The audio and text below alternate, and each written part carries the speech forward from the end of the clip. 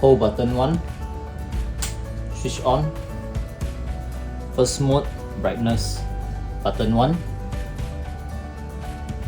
high, low. Press and hold button 1. Range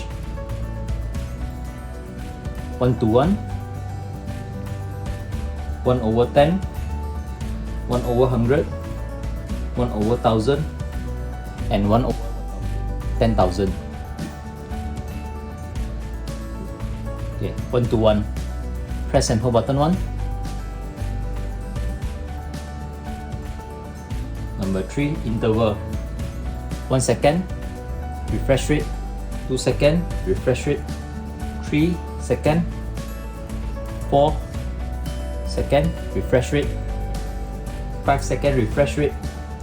6 second, refresh rate. 10 second, refresh rate. 15 second, refresh rate. 20 second, refresh rate. 30 second, refresh rate. 60 second, refresh rate. So for testing purpose, I set 1. Press and hold again. Mode number 4, decimal. 0, 1 to 1, 0.1, 0.02, 0.03. So I set to 1.